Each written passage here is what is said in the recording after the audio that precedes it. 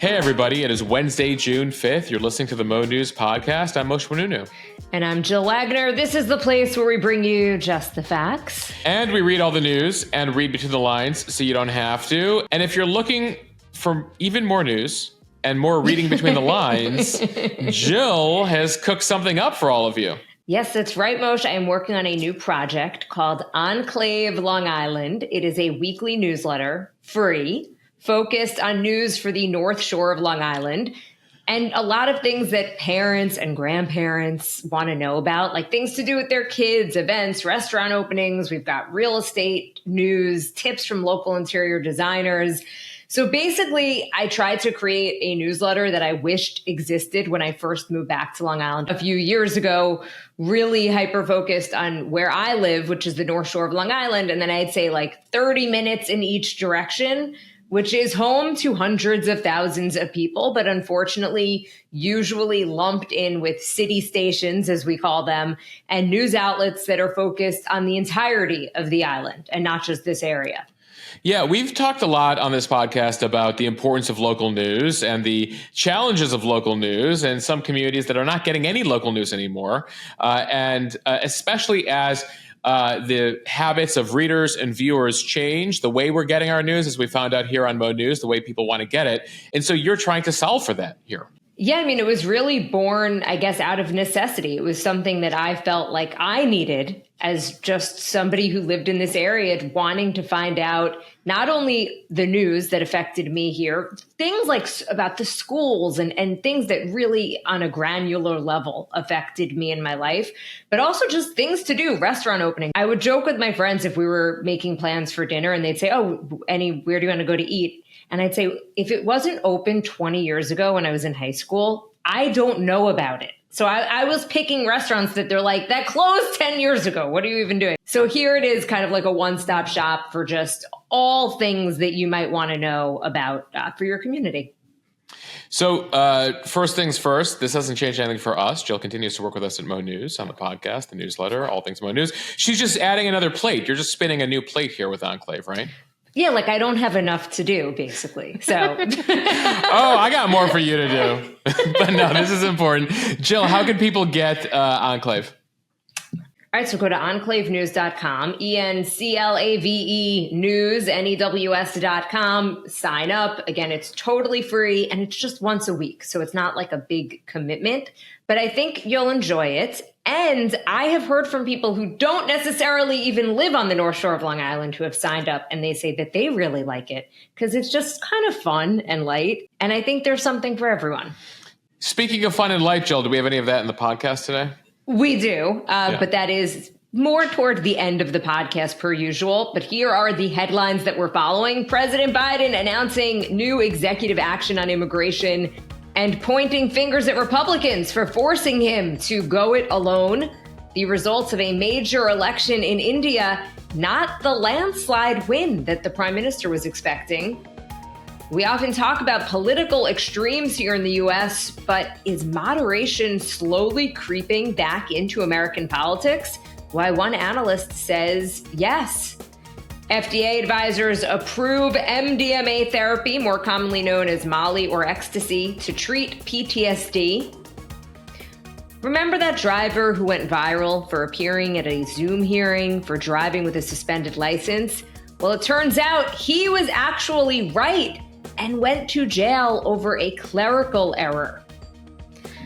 Really, Instagram, the social media platform, is testing unskippable ads that you cannot scroll past. Sort of like those ones you've seen on Snapchat, but Jill, the reviews are in from the Mo News community. They're not very happy about this headline. Well, you are Mr. Instagram, so I was very curious your reaction to it. Hey, folks, you got to know it at Instagram. You can experience your Mo News over here on the podcast.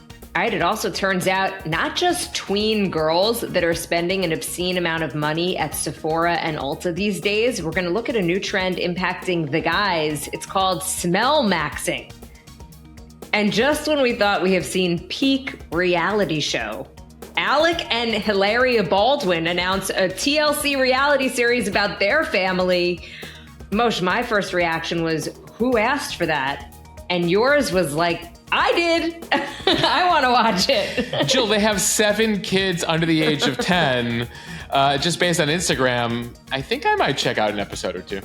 And Moshe will have On This Day in History. Jill, it turns out this is the day Ferris Bueller took off. I'll explain. All right, it's official. President Biden issued an executive action yesterday that pauses asylum requests at the border amid a surge in migrants crossing into the United States from Mexico. Per the order, when daily encounters top 2,500 between official ports of entry, migrants will be turned away. Now, because that threshold has already been met, the shutdown went into effect immediately overnight. The border will only reopen once that number falls to 1,500. And it comes as Biden has gotten a lot of criticism for an open border policy. Notably, though, this plan very similar to one that former President Trump rolled out back in 2018. But that plan was later deemed unconstitutional by the courts. In his announcement, President Biden pointing fingers at congressional Republicans who, at the request of Donald Trump, killed efforts to pass bipartisan border legislation earlier this year, forcing him essentially to move ahead on his own. Take a listen. I've come here today to do what the Republicans in Congress refuse to do, take the necessary steps to secure our border. 4 months ago, after weeks of intense negotiation between my staff and Democrats and Republicans, we came to a clear bipartisan deal. It was the strongest border security agreement in decades. But then, Republicans in Congress, not all, but walked away from it. Why? Because Donald Trump told them to. He told the Republicans, it has been published widely by many of you, that he didn't want to fix the issue. He wanted to use it to attack me. Part of that bipartisan plan included funding that would have added more agents to the border and given them the manpower to actually secure the border, at least better secure the border. Without that additional funding, border authorities don't really have the detention space, deportation capacity, and sufficient number of asylum officers. That said, Biden also pointing out differences between his own plan and the one of Donald Trump's before him, calling Trump's policies inhumane. Biden is promising not to separate kids from their families, and notably migrants who have an appointment at a port of entry via Custom and Border Protection smartphone app will still be processed. Yeah, remember there's international law here still. When people come to the border legally, seeking asylum, saying they can't return to their home country because they could face persecution or worse, we have to hear those cases. Now, there's not enough judges, which means those asylum requests then get documented. The people are released in the country and they're given a court appointment, come back in a few months, or in some cases recently, a couple of years, given the lack of judges. But there are so many people also then coming through between ports of entry illegally. And it's gotten to the point where the numbers are so extreme that Democrats, who have been extremely critical of Republicans, saying they've been much too harsh, have realized they need to enforce here. So when it comes to modern Democratic history, we've never seen as much of an aggressive plan as this. From this side of the aisle. This is Biden effectively pursuing elements of a policy he was extremely critical of during the Trump administration, critical of during the 2020 campaign. But the numbers of people crossing the border have gotten way too high. And so he realizes politically that he needs to crack down. Now, it does mean that he's getting a bunch of criticism from the left. The ACLU has said it is going to challenge this in court. They're hoping to get the same result as 2018 when they were able to get a judge to declare Trump's similar plan unconstitutional. The ACLU saying simply, an asylum ban was illegal under Trump and just as illegal now. Now, the White House is saying that they believe that they have found a clause here in what's called the Immigration and Nationality Act that allows a president to suspend the entry of non-citizens who cross the border unlawfully. But if you think Biden's going to get any love from the right here for this move, think again. Trump on Tuesday saying that Biden has totally surrendered the southern border. This order is all for show ahead of our debate at the end of June. You also have other Republicans who have been asking for more, but say this is still not enough. John Cornyn of Texas, he's a Republican senator there, says this is just political cover to appeal to voters ahead of elections. And so you have Biden stuck in the middle with you as the song goes. Jokers to the left of him, clowns to the right. Over on the left, he's got Alex Padilla, the senator from California, saying that this is reviving Trump's plan. So he's getting hate from the left, hate from the right. The left saying he's gone too far. The right saying, where you been? This is still not enough. And so that's where you're at. And as you noted, Jill, he doesn't have enough funding to really enforce this plan, but knows he's got to do something. He's looking at the polling. He's seeing how Americans feel across the country in swing states, and he's got to do something. And so you did hear from the White House in the fall when they said Congress needs to do something. And they still need that funding, right? I can't do anything on my own. Republicans said, no, you can totally do something on your own, Joe Biden. He said, no, I can't. And now we sit here in June, and he has tried to do something on his own, realizing that this is an issue 5 months from the election.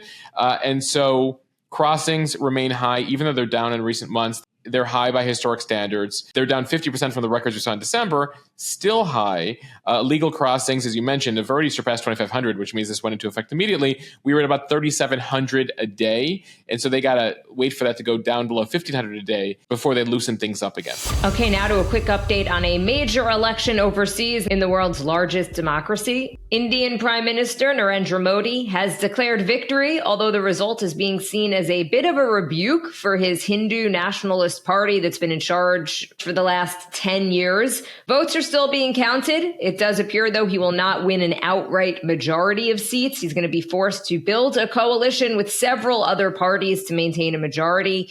Modi is still on course, though, to win a third consecutive term, the country's first prime minister to do that in more than 60 years. But he will likely need to compromise in the next term. More than 600 million people out of 1 billion eligible voters showed up over the last 6 weeks. And Modi said, quote, this is a victory for the world's largest democracy. So 6 weeks for their election, which sounded long until we realized we start early voting basically 6 weeks ahead of the election, even more so. Yeah, I'm not going to give anyone the title of long elections, given that our primary season also starts 2 years out. So ultimately, America takes the cake still over the most expensive elections in the world and the longest elections in the world. Back to Modi here. As you said, this is not as big of a win as he was hoping for. They were trying to win 400 out of 543 seats alone for his party. Exit polls had shown that he was going to do really well. But ultimately, when the votes were counted, it doesn't look like he'll come even close to that. He's 73 years old, now going on his third term. He's one of the many septuagenarian and octogenarian leaders out there because, you know, the world's largest democracies love leaders in their 70s and 80s. But it appears he's gotten a bit of a rejection here from the Indian people. His management of the economy there has been seen as deeply unequal. It became a huge election issue. The opposition tried to paint him as a friend of the country's billionaires and a leader who's failed to create enough jobs. Keep in mind that right now, about 2/5, about 40% of India's population is under the age of 25. About 500 million people we're talking about there. The numbers are just staggering when you talk about the size of India. And a new study out looking at the state of the Indian economy here has found soaring income inequality. India now has the highest income inequality in the world, worse than the U.S., worse than Brazil, worse than South Africa. We talked about South Africa earlier this week. In fact, they looked at the numbers and found that inequality in India today is worse than even in the colonial days when the British ran India. Right now, the top 1% of Indians have access to 40% of the nation's wealth. Just as a point of comparison, we talk about income inequality here in the U.S. The top 1% in the U.S., meaning if you have a household income of $800,000 or more a year, you have access to 30% of the nation's wealth. In India, it's 40%. So even more extreme than what we're seeing here. Beyond the economy, Modi has drawn criticism for how he's marginalized Muslims in India. There's about 200 million plus Muslims in India. They're the largest minority in the country. They have borne the brunt of recent violence. His government's also faced accusations that he's stifling dissent. He's put leading opposition figures in jail. In fact, a couple of the major politicians who won in the elections, these elections, Jill, did so from jail in India. Modi has been running this very harsh and divisive campaign, alienating a bunch of Muslim voters, and they see that might have hurt him in this election. Time now for the speed read, some political analysis from the newsletter Jewish Insider. It is a trend that has largely gone unnoticed amid former President Donald Trump's legal problems, but moderation is slowly creeping back into the American body politic. at least based on early returns from primaries and developments in many key races. The editor-in-chief writing squad-affiliated representatives, Jabal Bowman, a Democrat from New York, and Cori Bush, a Democrat from Missouri, are facing the fight of their political lives against mainstream Democratic challengers.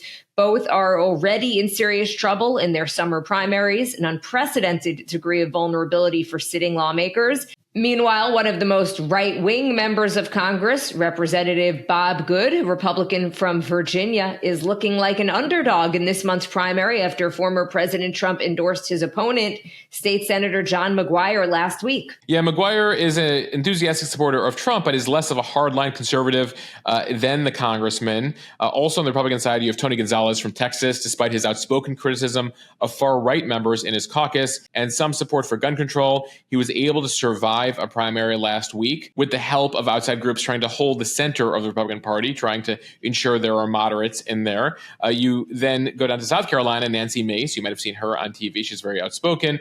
She has gone from critical of Trump to very MAGA friendly in recent months. And she's facing the risk of at least being forced into a runoff in her primary. So you're seeing some moderates hold there. You're seeing some folks who've gone more to the extremes facing challenges. We told you last week about some of the DAs that are going down along the West Coast, in the Bay Area, in Portland, in Seattle.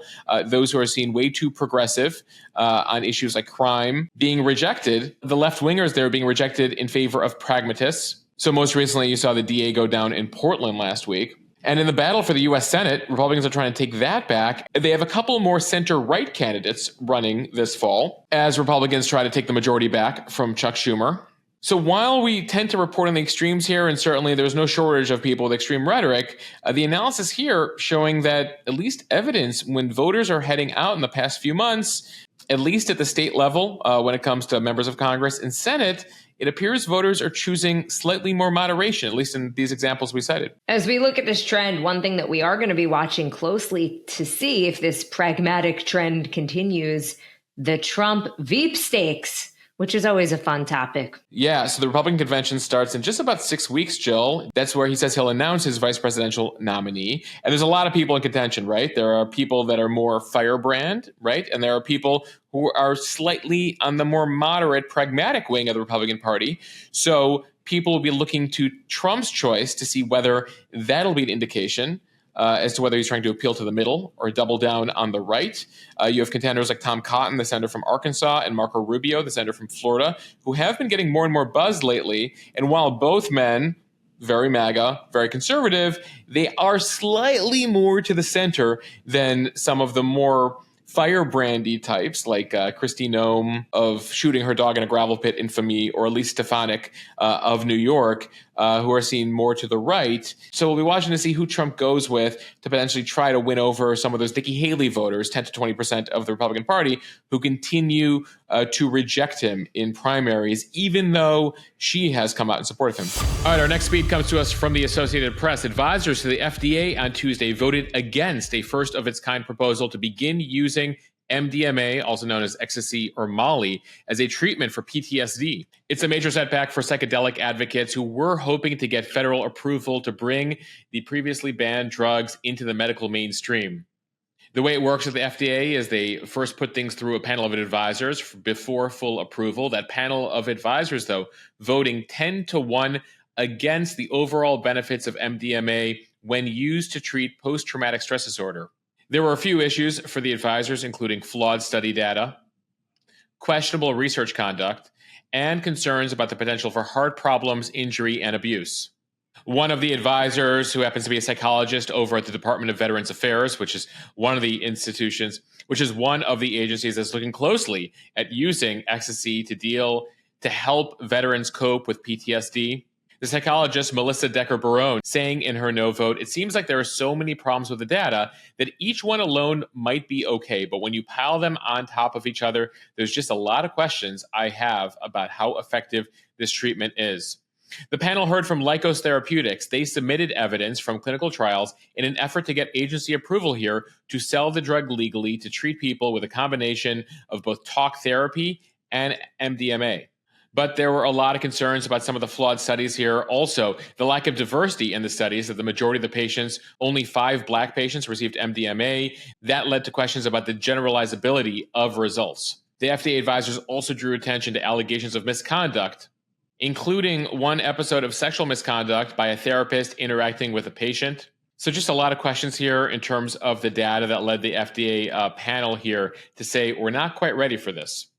A reminder, though, that millions of Americans do suffer from PTSD, including a number of military veterans who are at high risk of suicide. No treatment for PTSD has been approved in more than 20 years. And while the drug has been around for more than a century, used recreationally, and in some cases experimentally when it comes to medicinal purposes, it appears the federal government not ready to give its stamp of approval to the use of Molly or ecstasy. Now, this is not the first time the FDA will have before it a question about whether to approve psychedelics for official use. LSD and psilocybin both expected to come before the FDA in the coming years. One key issue when it comes to FDA approval, that hurts financial investment to really develop these drugs further, medicinal treatment further. Right now, in particular, the use of psychedelics, experiments related to them have mainly been funded by a small number of wealthy backers. That looks to have to continue to be the case here with the FDA rejection yesterday.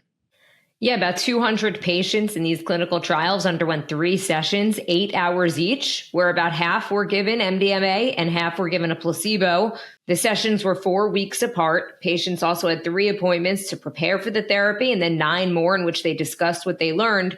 The most recent drug trial found that more than 86% of those who received MDMA achieved a measurable reduction in the severity of their symptoms. About 71% of participants improved enough that they no longer even met the criteria for a PTSD diagnosis.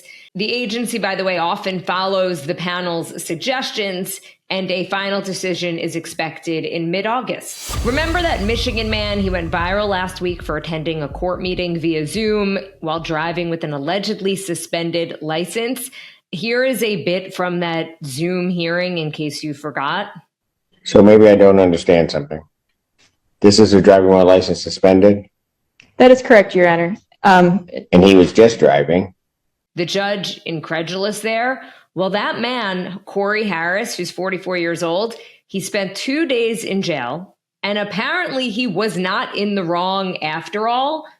Again, this went viral for his reaction during the Zoom court meeting on May 15th, in which he appeared to have been driving on that suspended license live on video in the courtroom. But it turns out he was told back in 2022 that the suspension of his license was lifted, and the license had still been listed as suspended by mistake. Yeah, so we all got a good laugh out of it. The video went viral, but he is now saying, I was told in 2022 that I no longer had a suspended license, and that was the actual case. But there was a clerical error, and that was never filed. So no one in the courtroom knew that they had rescinded the suspension, making what took place in May look all the more ridiculous. And the unfortunate reality, Jill, is you noted that he spent 2 days in jail because of this confusion. Apparently back in 2010, he did have his license suspended because he had unpaid child support payments. That suspension was eventually lifted in 2022, but again, there's a clerical error. And so it led to this whole situation earlier this month. He went to the state secretary's office last week to try to clarify all of this. And Harris tells local NBC in Detroit, always double check behind these workers because they're going to say they do something and they won't do it. And so it led to him 2 days in jail. It led to this viral video. He says that it's very embarrassing for him as a member of the community, a member of the church, to have seen this video go around. We all got a laugh out of it. And it turns out poor Corey Harris, he was in the right here. And the court did not have the right paperwork. And Moshe, I wanted to do this story because one of my biggest frustrations, even as a member of the media, is that we do stories sometimes, especially on the local level, we drag people's names through the mud. Yeah. And then we don't follow up when they've been vindicated or when it turns out there was wrong information. So I think it was really important that we corrected the record. Yeah, poor Corey Harris. We were making fun of him, and again, the court. We were going with what the judge was saying. We were going with what the lawyers were saying, and they had it all wrong. And he was just trying to take his wife to the doctor's office. That's what happened last week. All right, from The Verge, Instagram is testing ad breaks that force you to stop and look at an ad for a period of time before you can continue scrolling. Instagram says it will provide updates if this current test results in any formal product changes. Someone on Reddit spotted the feature when they were scrolling through stories and posts. After a certain amount of scrolling, Instagram prevented them from going further until they looked at an ad. Instagram displays an ad break icon with a countdown timer that shows how long until you could start scrolling again. When the user tapped the icon for more information about the feature, Instagram showed a message saying, quote, "Ad breaks are a new way of seeing ads on Instagram. Sometimes you may need to view an ad before you can keep browsing." Yeah, it's like when you sign up for like Wi-Fi at the airport, they make you watch a video, or you're watching Hulu, and it's like, you need to watch these videos. Instagram has had ads. I'm sure you guys have gotten them, but you can skip through them. This will be unskippable. You will not be able to look at anything else until you finish watching these ads.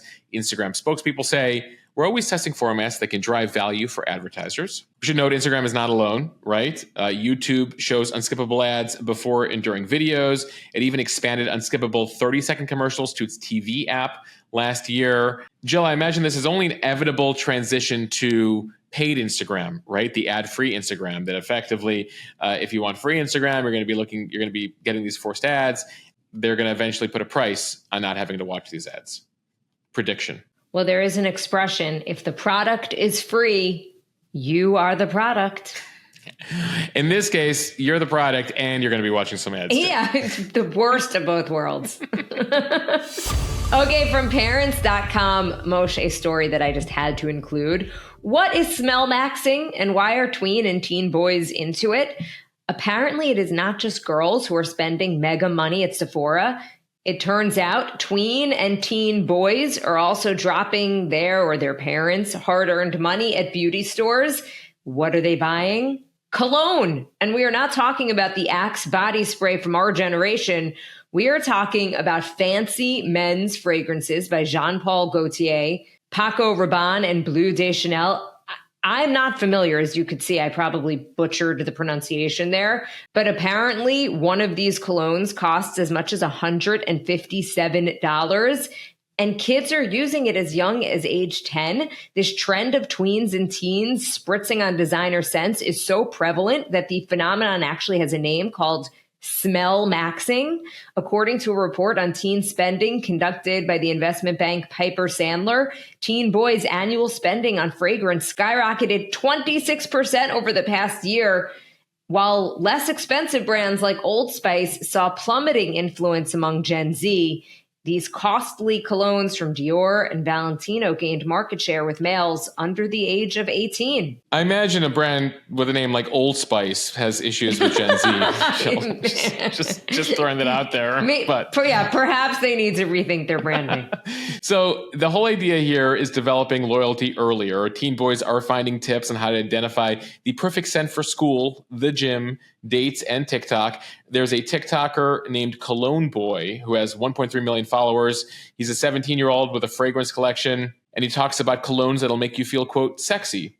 This has notes of cardamom, saffron, and cedar, he said in one video recently. Apparently, there are boys putting on a half a bottle throughout the day, keeping their cologne collections at their desks for a quick squirt every so often. Jill, I will say this, as a guy who was a teenager in the 1990s, I mean, I remember having Issey Miyake and Acqua di Gio and Cool Water. So I remember, I feel like Calvin Klein obsession was like a thing in the 90s too. So, Calvin Klein won. Remember, it was like men and women could both wear it. So I know that teenagers using cologne is not new. It just sounds like the amount that they're spending on it feels more significant than years previous. And finally, from CNN, Alec and Hilaria Baldwin are bringing their large family and their expected big adventures to TLC. The couple on the network announced on Tuesday that they will be the focus of a reality series about their family set to debut on TLC in 2025. Cue all the chaos that would be expected from a family that includes 7 children under the age of 10. Alec saying, quote, "We are inviting you into our home to experience the ups and downs, the good, the bad, the wild, and the crazy." TLC says Alec and Hilaria Baldwin have been making headlines since they were married nearly 12 years ago. For the first time, they are opening up their family lives and bringing everyone in to join in the nonstop love, laughter, and drama. What's the famous clip of her saying, "How you say cucumber?" Yeah. And in case you're wondering, she seems to be speaking with an American accent in the promo videos. Yeah, that's been a critique that Hillary became Hilaria at one point, and took enough trips to Spain to develop a Spanish accent. And so there's a clip of her years ago pretending to forget the word cucumber. Anyway, that was my reference there. Needless to say, I'm sure it'll be interesting for a variety of reasons, all the kids. But beyond that, this July, just next month, the trial, Alec Baldwin's trial, begins. This is for the involuntary manslaughter charges related to that fatal shooting on his movie set at Rust more than 3 years ago now that killed the film cinematographer, Alina Hutchins. Baldwin was holding the gun. He says he did not pull the trigger, but the gun just went off. So a trial regarding involuntary manslaughter and his allegation that he didn't actually set the gun off happens in New Mexico next month. Unclear whether that is going to be included in the show or not. The working title for the show, set to premiere again next year, The Baldwins. Though Hilaria likes to call them the Baldwinitos on Instagram. I just can't believe he went along with this. It seems like this is against everything he stands for. I feel like he hates kind of the media. He's always pushing cameras out of his face. This whole thing is very puzzling. Jill, he's also 66 years old with 7 kids under the age of 10. So it's unclear how much Alec is in charge lately. All right, we end, of course, with On This Day in History on this June 5th. On this day, in 1947, U.S. Secretary of State George Marshall outlined the Marshall Plan to rebuild Western Europe after the end of the Second World War. On this day in 1967, the Six-Day War began between Israel and the neighboring countries of Egypt, Jordan, and Syria. They had surrounded Israel, effectively declared war on Israel. Israel struck back in 6 days and defeating the armies of all those surrounding countries. 1 year later, on this day, June 5th, 1968, while running for president, Robert F. Kennedy was fatally shot on this day in the hotel kitchen of the Ambassador Hotel in Los Angeles. He would die the following day. The assassin, Sirhan, a Palestinian, who targeted him because of his support for Israel on the 1-year anniversary of the Six-Day War. All right, on this day in 1981, a CDC weekly report documented for the first time a rare lung infection among a group of gay men in LA. The article would mark the first time there was an official report on what would later be called AIDS. A few physicians and public health workers in coastal cities had noticed these infections among otherwise healthy gay men in the years prior, but the report really served to put the phenomenon on the record. Among those working on this issue very early on, a younger doctor at the time named Dr. Anthony Fauci. And of course, this would lead to a lot of stereotypes about gay men and the gay community, eventually science realizing that AIDS could impact everybody. All right, on this day in 1985 in movie news, Ferris Bueller took the day off. So while Ferris Bueller's Day Off doesn't actually note what day it is that he took off, internet sleuths studying the movie tried to figure out, actually, he attends this Cubs game. Can we figure out what day he actually took off? So they looked at the footage, studied a couple of the announcements, because in the movie, if you recall, he's at the game, but they also show some TV clips. So based on some of the players mentioned and the scenes that play out in the TV clips in the movie, they figured out it was a Cubs game on June 5th, 1985. Though the movie itself was shot in September, they spliced it with footage from the June 5th game. And so there you have it. On this day in history, Ferris Bueller took the day off. Mosh, life moves pretty fast. If you don't stop and look around once in a while, you could miss it. And there you go. Somebody looked around, looked at the footage, and figured this out. Thank you to those of you who took this time to figure this out. And thank you to everyone for listening to the Mo News podcast. If you like what you hear, please share this with your friends. It will help us grow. Follow us, subscribe so you don't miss an episode, and review us in the App Store. Yes, and we have a new interview episode out on all things pandemic. We've been covering the Fauci hearing in the last couple days on Instagram and here on the podcast. And if you're looking to get a sense of what actually took place with some perspective, we've gotten some great reviews so far. Check that out over at Mo News, The Interview. All right. Bye, everybody.